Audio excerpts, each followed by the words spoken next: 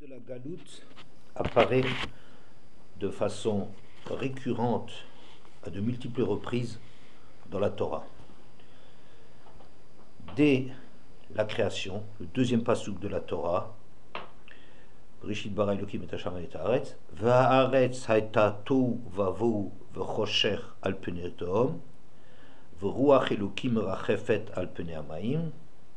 Or, au moment de la création, la terre était tohu, stupéfiante, vavohu de vide, v'chosher et l'obscurité al penei tehom était sur la face de l'abîme, v'ruach Elokim merachefet al penei hamayim, et le souffle divin planait sur la surface des eaux.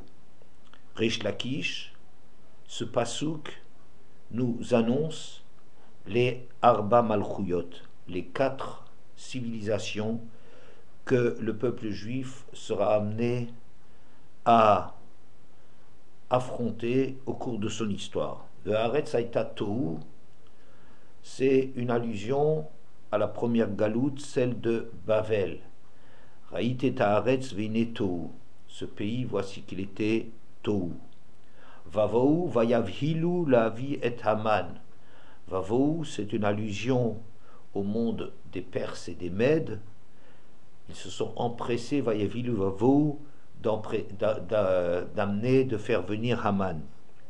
V'chosher, allusion au monde grec auquel on est confronté à Hanouka, dans lequel tout le problème c'est de savoir où est l'obscurité et où se trouve la lumière dans le monde.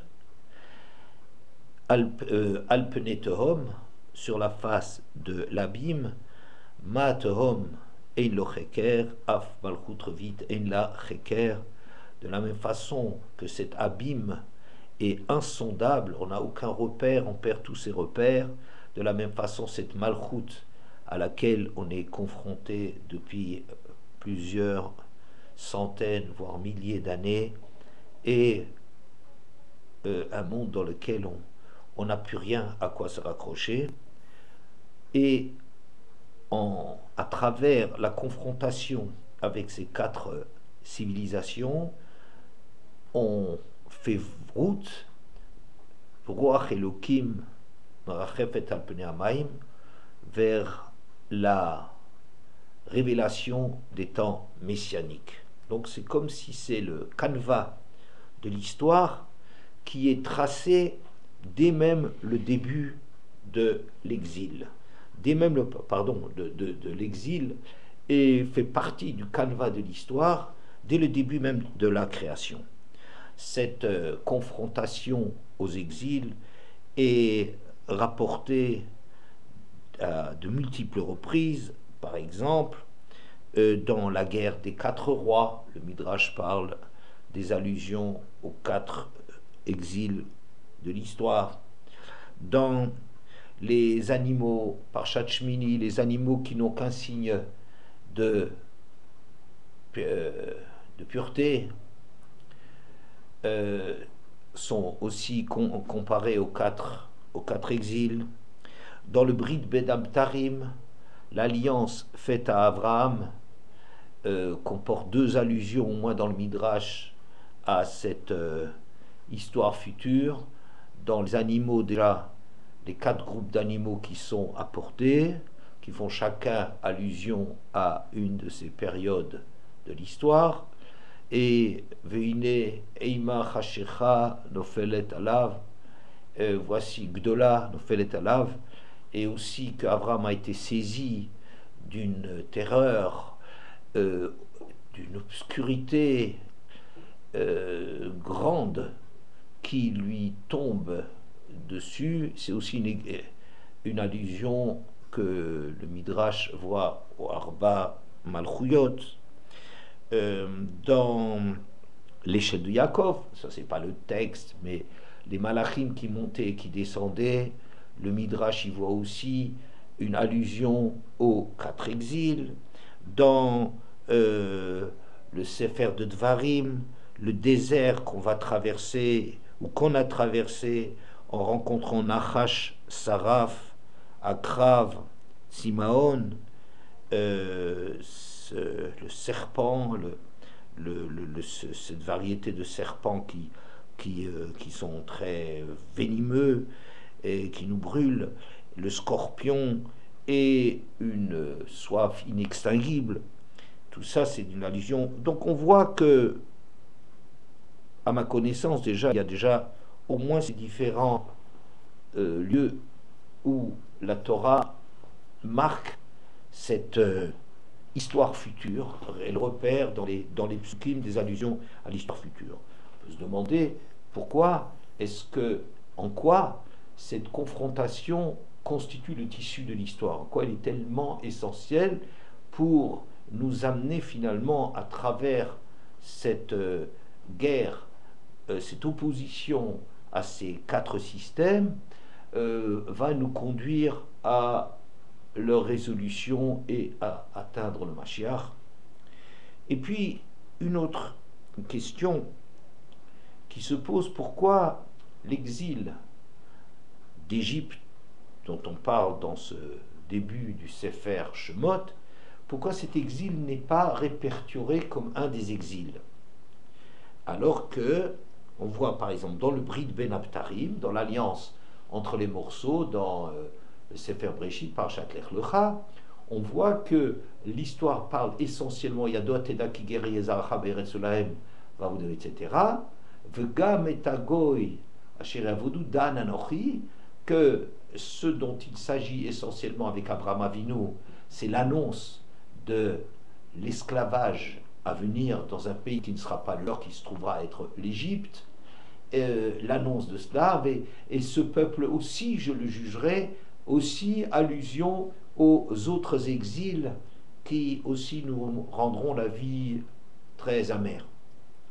Aussi dans Ekie Asher Ekie, quand Hachem révèle son identité, se présente comme Eki Asher Ekie, Rachid dit, je serai dans cet exil présent le même que celui que je serai dans les exils à venir. Donc il y a aussi un mariage entre l'exil dont on parle dans le Sefer Shemot en toutes lettres dans la Torah et ses allusions à une histoire future à laquelle on sera amené à rencontrer les différentes civilisations. Pourquoi est-ce que l'exil d'Égypte ne fait pas partie des 4 exils? Il y en a 4 et pas 5. Rav Hutner, quelque part, déclare, je crois que c'est le germe de tous les exils. Je ne me souviens plus des termes qu'il emploie à ce propos. Quoi qu'il en soit, en quoi cet exil préalable et l'introduction aux exils. Il faut remarquer quelque chose de très étonnant, à mon avis, c'est que on sait bien que aller en exil en Égypte, c'est s'acquitter du shtar chov, de cette créance nécessaire à solder pour avoir droit à Eretz.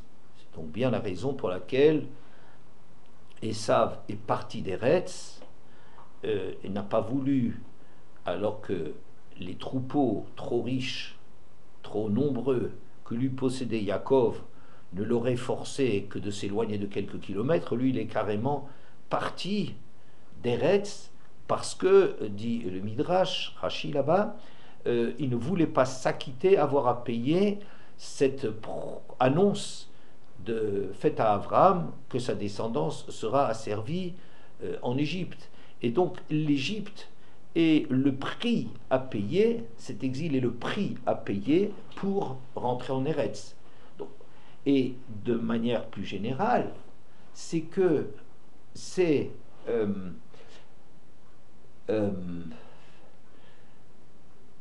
étonnant que la Torah finalement s'arrête au moment de rentrer en Eretz. Elle aborde le problème de l'entrée en Eretz avec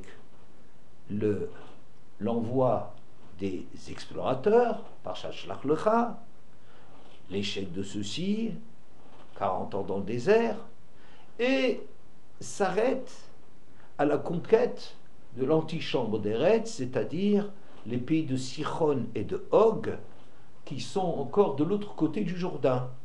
Il s'arrête aux portes d'Eretz. Alors c'est étonnant que s'il s'agit, que la Torah il ne s'agit dans la Torah que de nous amener aux portes d'Eretz. Très étonnant, on aurait dit justement, c'est l'histoire qui est intéressante, non pas la préhistoire. Or, toute la Torah ne s'occupe que de la, entre guillemets, préhistoire par rapport à l'histoire véritable, par rapport à l'enjeu véritable de se trouver en Eretz. Et donc, cet exil d'Égypte, par voie de conséquence, est la porte d'entrée à Eretz.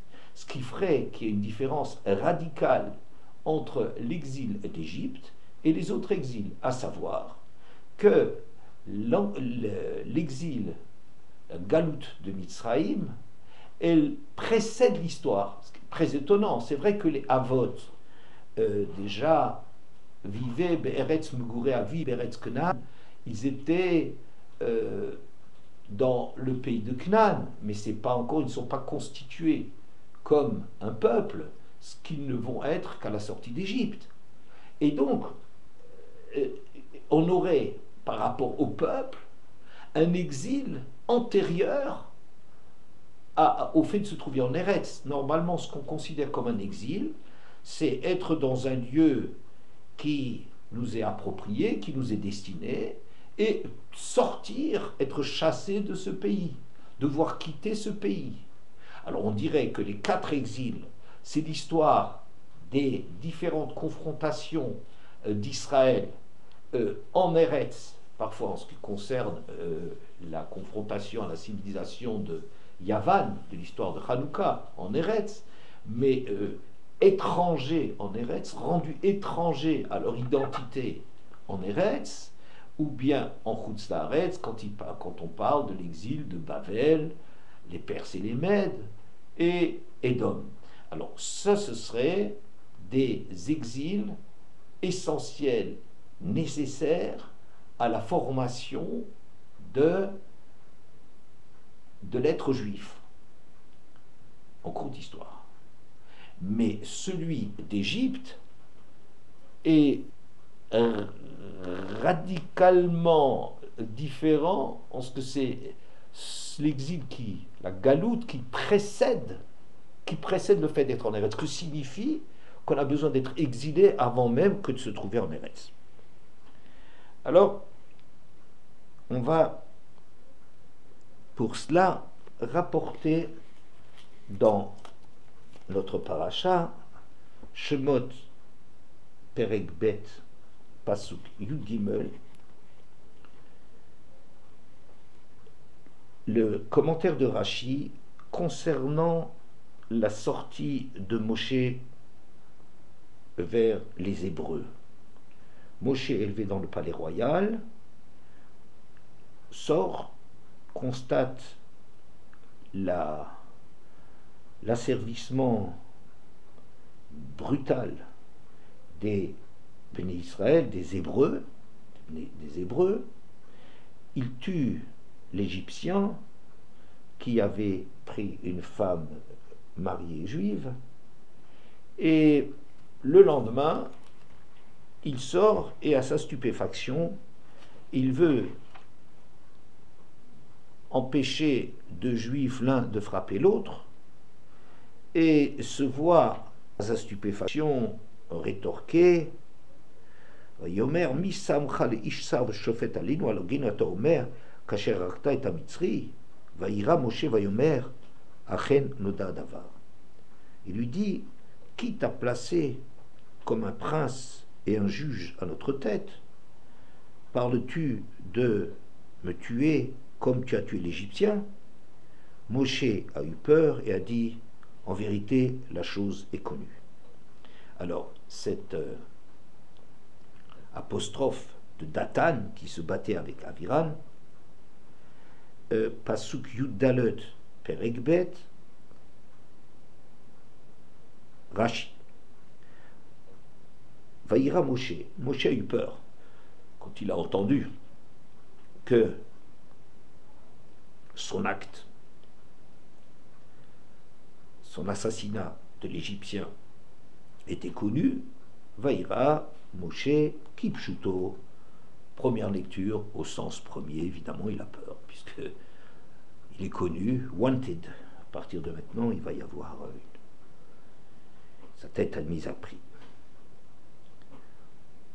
Ou Midrasho, mais le Midrash parle d'une inquiétude, d'une crainte beaucoup plus profonde, pas une crainte directe de sa vie.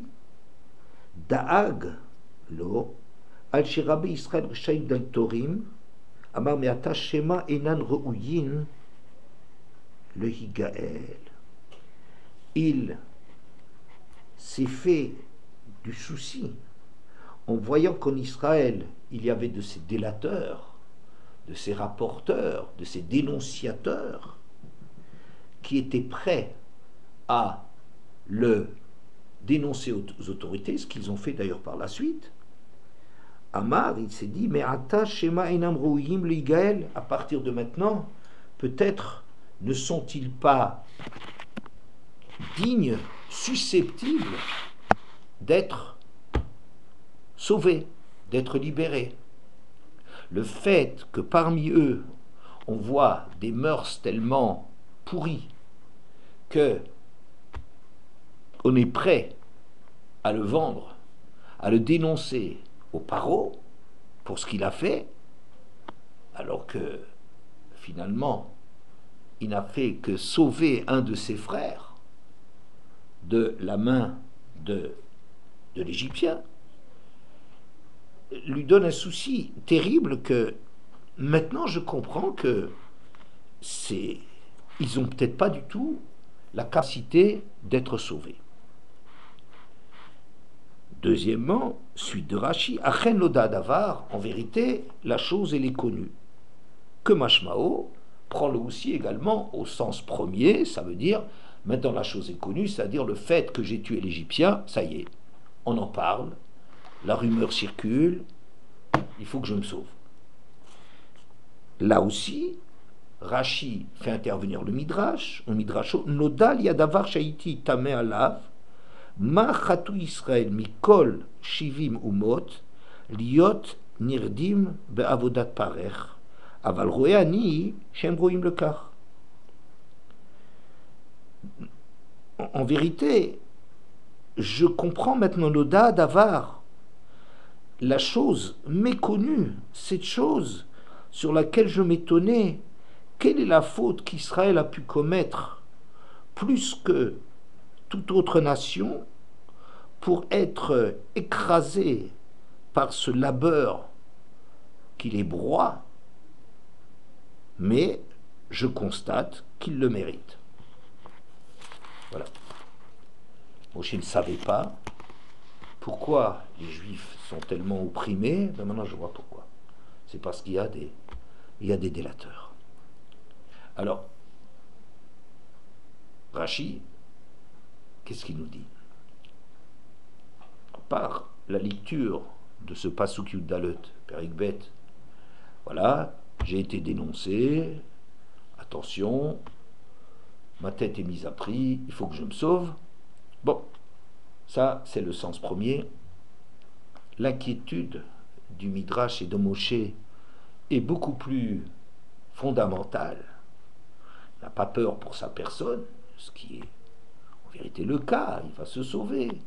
Mais ce qui lui pose problème, c'est ces victimes, ces Hébreux que l'on voit, dont on a l'impression qu'ils sont des victimes malheureuses, frappées par un destin qui s'est abattu d'une façon injuste sur eux. En vérité, ils y sont pour quelque chose. Et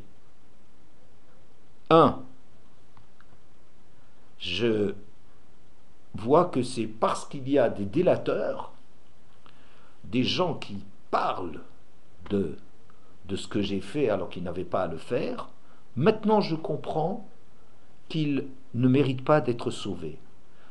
Qui pose problème. Qu'est-ce que ça veut dire, le fait qu'il y a des rapporteurs, des gens qui parle trop, en quoi est-ce que c'est quelque chose qui s'oppose à la possibilité d'être sauvé. Deuxièmement, il dit dans le deuxième Rashi, qui semble la continuité du premier, il dit, maintenant je comprends mon problème, un problème que je ne comprenais pas, le problème théorique. Je ne comprends pas pourquoi il y a une injustice dans le monde, que ce pauvre peuple est opprimé plus que quiconque, mais je vois qu'il le mérite. C'est juste. Il n'y a pas d'injustice là-dessus, il le mérite. Quoi. Donc ça veut dire le fait qu'il y a des délateurs, des gens qui rapportent, qui vont le dénoncer, c'est ça qui fait qu'ils sont opprimés. C'est un peu étonnant de voir donc que les choses sont liées, qu'il y a un lien entre l'oppression, l'asservissement, et le fait que on m'a dénoncé. Mais en passant, il y a quelque chose qui me semble très curieux, c'est que pourquoi ce peuple est-il plus persécuté que d'autres? Dans Rashi, ça apparaît pas d'une façon flagrante, mais quand on regarde un peu les autres textes autour de ces versets, on voit Yoter Mikol Shivimumot, ils sont plus persécutés que quiconque. Pourquoi les Juifs seraient-ils plus persécutés? Voilà, c'est les problèmes auxquels on va essayer de réfléchir. Donc, qu'est-ce qu'on a comme problème? Qu'il y a une galoute.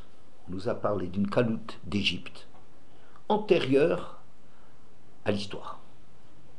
Condition préalable de l'histoire. Sur quoi il y a lieu de s'interroger. Comment se fait-il que, avant qu'il y ait une histoire, on peut déjà parler d'un exil. Exil, c'est de partir d'un lieu.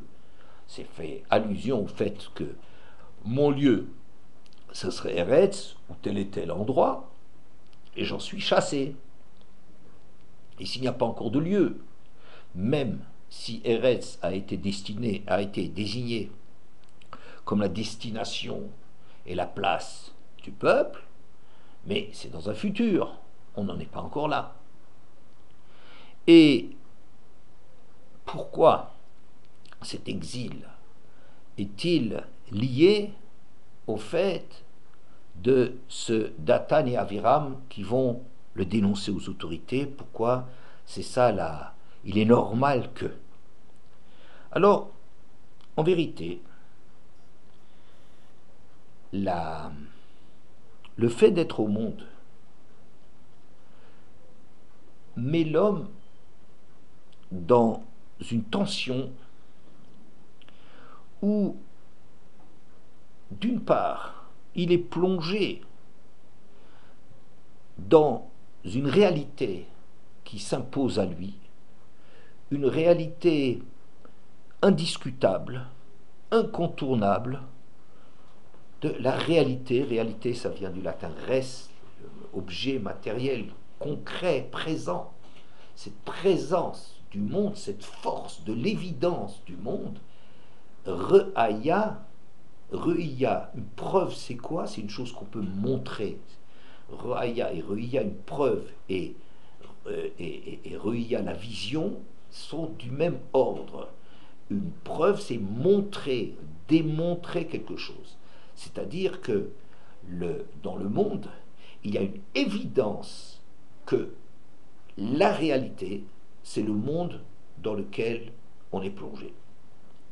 Et en même temps, à l'intérieur de nous, il y a un désir d'exprimer quelque chose de très intime, de très personnel, de très profond, qu'on peut appeler neshama, mais on n'a pas besoin de prendre des grands mots pour le dire.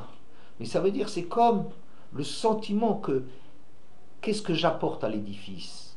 En quoi je suis nécessaire au monde? En quoi ma vie a du sens? Donc c'est mon destin personnel, mon histoire personnelle qui se heurte a priori aux évidences des statistiques, des lois, de la présence d'un monde matériel. Je vais prendre l'exemple. Un artiste qui ressent très fortement un besoin d'exprimer un regard nouveau, un chidouche, et confronté au rejet, à la non-place que son art doit occuper, parce que le monde il fonctionne avec les données de base dans lesquelles il est. Or lui prétend s'extraire de là, il prétend exprimer, sortir, faire sortir à jour des choses qui sont profondes et contradictoires ou étrangères à l'ordre qui règne chez lui. Donc il est en tension que, d'une part, il est soumis à la réalité des choses, au jugement de ses contemporains, et d'autre part, il est en recherche d'exprimer et d'approfondir ce que lui sent qui est sa événement soit boni maïtal roshpina, cette pierre qui paraît négligeable pour le monde, qui en vérité pour lui est essentielle. Donc, il a une traversée du désert qui est de se convaincre, d'être tellement convaincu de son art qu'il va le développer, qu'il va arriver de plus en plus à le cerner, à le préciser, à l'extraire de lui-même, de ce qui se trouve chez lui d'une façon diffuse, et par rapport à la dépendance que le jugement de ses contemporains va exercer sur lui. Donc plus il est en début de carrière, plus il y a une difficulté qu'il n'y a pas de place pour lui. Parce que lui-même n'a pas encore bien défini sa place. Mais je parle à son propos d'un exil. Qu'est-ce que ça veut dire un exil? C'est-à-dire quelque chose qui se trouve à l'état latent, mais indiscutable à l'intérieur de lui, à l'état latent, et qu'il faut faire jaillir. Et donc, il aura la tentation, tant qu'il n'est pas sûr de ses prises, de céder, de se prostituer, de faire plaisir, de satisfaire la demande. Il a une lutte intérieure très forte de ne pas se vendre, de ne pas considérer que c'est le succès qu'il aura auprès de ses contemporains qui donne la mesure de son talent. Et il y a cette tentation de dire « Ah bien, mon dernier ouvrage a été vendu à 300 000 exemplaires, il a obtenu le concours, donc je suis... » Ça, c'est déjà une marque de reconnaissance. Ça n'est pas le signe que tu as véritablement exprimé quelque chose dans lequel tu es unique. Parce que ton caractère qui est unique, tant que le monde ne s'y est pas habitué, tant que tu n'as pas imposé cette vision des choses, tant qu'elle est encore hors la loi, eh bien, tu n'as pas le droit de te vendre, de vendre ton âme au diable, c'est-à-dire à satisfaire le goût du public et la demande. C'est, par exemple, Monet, ça m'avait frappé, qui est un artiste exceptionnel et qui disait à un certain moment, maintenant je vais faire de la peinture alimentaire. Il avait besoin de gagner sa vie et il a dit, maintenant je vais faire un tableau qui va plaire à mes contemporains. Je vais le vendre pour gagner de l'argent, pour pouvoir manger. Il a tellement conscience que l'art véritable qu'il prône, à la recherche duquel qu'il poursuit pendant son existence, que c'est ça l'essentiel de sa personne, mais de temps en temps il faut sacrifier, mais ça j'appelle ça alimentaire. c'est pour des besoins alimentaires, mais ça c'est rien, ça ils pourront le mettre dans leur galerie, le tableau que je vais leur faire, ils pourront le mettre dans leur galerie. Et donc, cet exil intérieur qui vient d'une tension qu'on doit affronter entre le désir d'exister et le fait de survivre. La plupart des gens, la plupart d'entre nous, nous ne faisons que survivre, c'est-à-dire on vogue en utilisant les, les idées en cours, les préjugés communs, les médias, les récupérations politiques. On n'a pas la force de s'extraire de cela. Et on doit se combattre pour vivre au lieu de survivre. Qu'est-ce que ça veut dire vivre? Ça veut dire réaliser quelque chose de profond et d'authentique. Et cette tension-là, c'est ça la galoute. Il y a une phrase extraordinaire dans le mythe de Sisyphe d'Albert Camus. Nous prenons l'habitude de vivre avant d'acquérir celle de penser. Dans cette course qui nous précipite tous les jours un peu plus vers la mort, le corps garde cette avance irréparable. Phrase extraordinaire, mais la relire des dizaines d'années plus tard me fait prendre conscience du style très sympathique de Camus, très accessible de Camus, et en même temps de ce que je dirais a priori du baratin qu'il y a à exprimer ce qu'il veut dire. On vit, l'homme d'abord vit. La première étape de sa vie, c'est de vivre.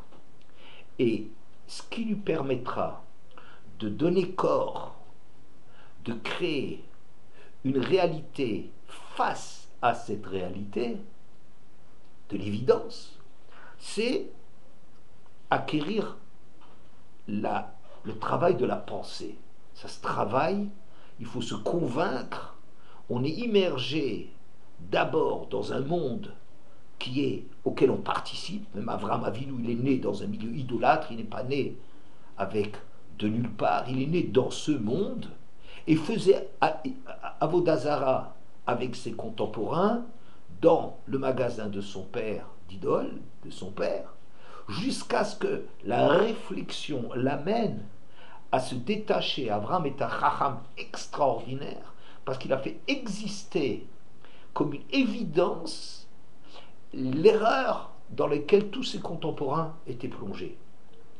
Dans cette course qui nous précipite le jour un peu plus vers la mort, alors peut-être on peut traduire ça, justifier les mots employés par Camus, mais en vérité, ça me semble a priori du baratin.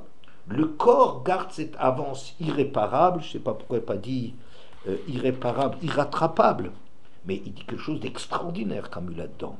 Il dit le corps qui vit par la force des choses. Le corps est là, il ne s'interroge pas, il est là. Il a la force d'être. Et cette corps qui est, par le fait qu'il est immergé dans ce monde, a toujours, garde d'après Camus, une avance sur le fait de se détacher, de sortir du corps, de créer un monde, de comprendre, d'atteindre une réalité en nous qui doit être indiscutable, mais par rapport à laquelle on est toujours ramené à cette évidence des gens, ce que les gens pensent, ce que les statistiques disent, ce que les politiciens politisent, etc. etc. Bon. Alors, là-dessus, je crois que ce que dit Rachi, que pourquoi ce peuple hébreu est plus asservi que quiconque, il me semble que c'est parce qu'ils sont plus novateurs, ils sont plus créatifs que quiconque. Le peuple juif, le juif, a en lui une neshama, une identité très forte, qui est très éloignées, beaucoup plus profondes que celles que le corps rencontre dans sa mise au monde. Et il s'agit alors d'exprimer cette réalité qui est d'autant plus forte que tu es plus un novateur. Plus tu vas à l'encontre des idées en vogue, à l'encontre des idées reçues, à l'encontre des préjugés de ta société, plus tu as un exil, une distance difficile à combler entre celle de l'évidence première, de cette avance irréparable du corps, et le travail de trouver ta place. Maintenant, pourquoi est-ce que cela fait qu'il y a plus de délateurs dans le peuple juif, ce qui est assez étonnant? On croirait que le peuple juif est un peuple qui a une sainteté au départ, qui ferait qu'il se garderait bien du lachon hara, qui serait plus en vogue chez les autres. Mais c'est pas de ça qu'il s'agit. Ce dont il s'agit, c'est que ce besoin d'être rassuré, ce besoin d'être cajolé par l'assentiment du public pour ne pas être solitaire est d'autant plus fort que je ressens un besoin de m'exprimer, d'affirmer une réalité différente de celle qui accourt. Et donc, je suis d'autant plus soumis à l'approbation, au besoin de reconnaissance du public autour de moi. On peut remarquer, par exemple, qu'Israël, à mon avis, a fait un très grand progrès sur une période d'une trentaine d'années, où on avait l'impression que chaque fois qu'Israël voulait faire quelque chose, je ne parle pas maintenant des pressions économiques, politiques et autres auxquelles ils sont soumis, mais qu'eux-mêmes étaient à la recherche de l'approbation. Il faut accepter par les autres, comme si c'est une peur d'être soi-même, une peur de soi-même, une peur d'être soi-même. Et ça, c'était quelque chose de terrible dans la politique israélienne. Maintenant, je ne suis pas en train de la juger en positive ou négative, mais de dire que, d'une façon descriptive, je trouve qu'Israël était toujours en train de faire la lèche aux puissances aime-moi. Un besoin de je veux que tu sois d'accord avec moi, comme s'il y a une incapacité d'assumer ce qu'on est véritablement. Et là-dessus, je trouve qu'il y a eu un progrès qui est assez considérable, que finalement, Israël a compris que les choses dont elle avait besoin, les choses qu'elle voulait affirmer, eh bien c'est ça qui va l'emporter contre le besoin un besoin qu'on a tous d'assentiment et d'être rassuré et cajolé par l'approbation des contemporains. Donc, se vendre à l'approbation des autres, je suis meshoubad, je me fais dépendre de l'autre. Un juif qui a besoin d'affirmer quelque chose, en même temps qu'il ressent fortement un désir d'exprimer sa réalité profonde, en même temps qu'il sent cela, il est d'autant plus tributaire à cette crainte de partir tout seul. C'est comme si on va partir en mer, on va s'envoler, on a d'autant plus peur qu'on sent en soi qu'il y a une distance énorme, un fossé énorme entre ce que notre pensée ou notre vécu là où il nous amène par rapport à ce qui accourt dans la société. Donc, on est d'autant plus tributaire, on a d'autant plus tendance à besoin d'exprimer les choses. On ne peut pas garder les choses. On est incapable de pnimiut, c'est-à-dire d'intériorité, de vivre en silence pour nous, comme si la chose, si on sort de l'exil, c'est-à-dire sortir de l'exil, c'est être capable de ne pas dire les choses, de vivre les choses sans avoir besoin de les partager. tant qu'on a besoin qu'elle soit partagée, on est asservi, on donne pouvoir au monde extérieur sur nous. Être asservi à l'Égypte, être asservi au monde, c'est lui donner pouvoir par le fait d'avoir besoin de sa reconnaissance.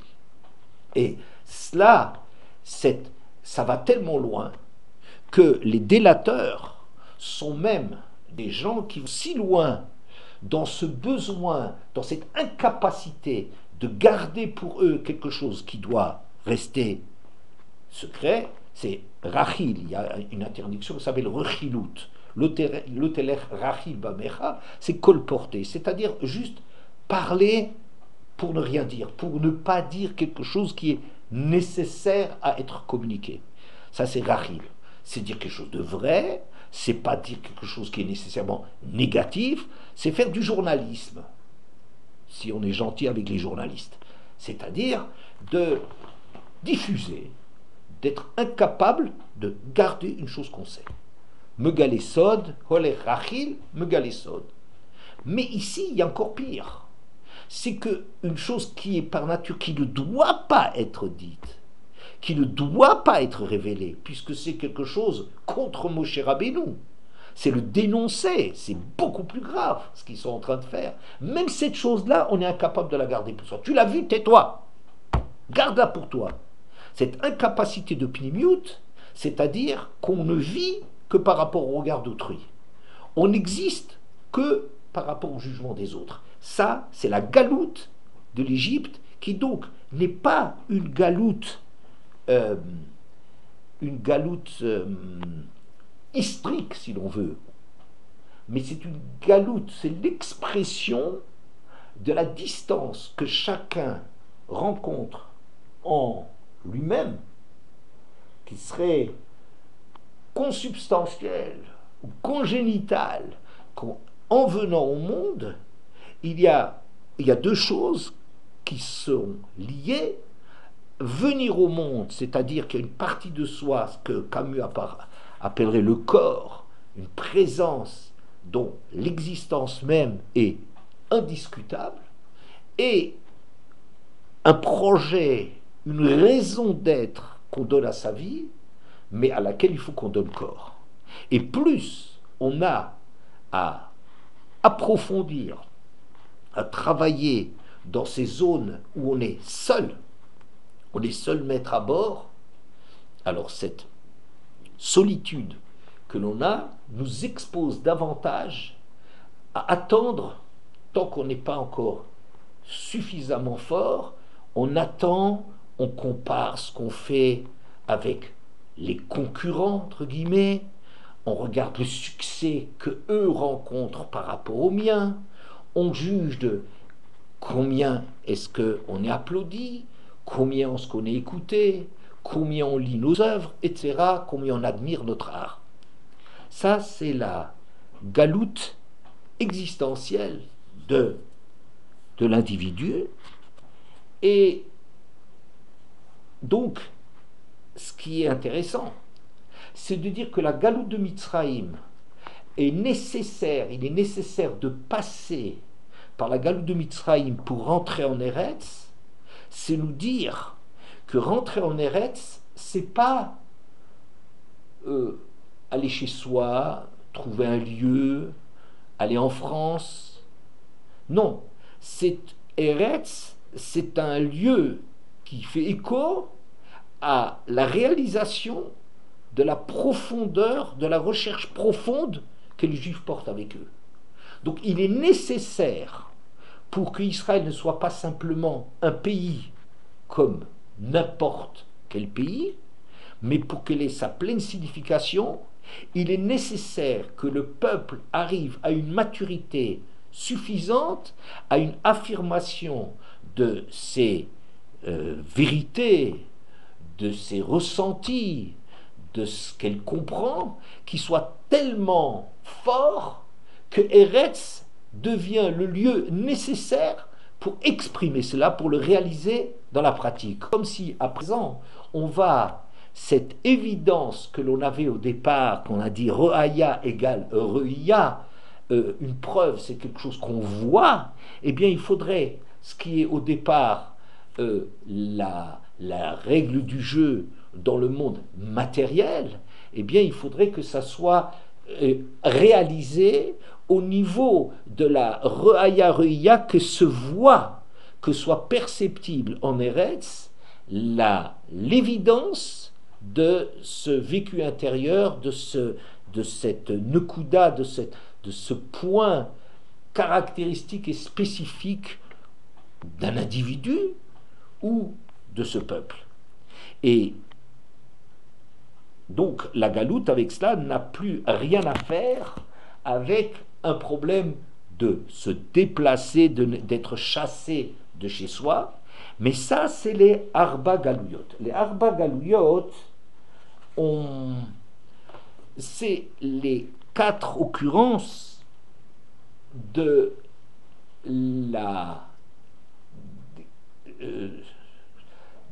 du Yetzer Hara, de la tentation, des tentations des Arba Avot Nezikin, les 4 titres de dégâts qu'on peut avoir, ou des 4 recherches superficielles auxquelles on veut accéder, qui nous amènent à être confrontés avec les civilisations qui ont apporté la réalisation de ces directions à leur apogée, à leur summum.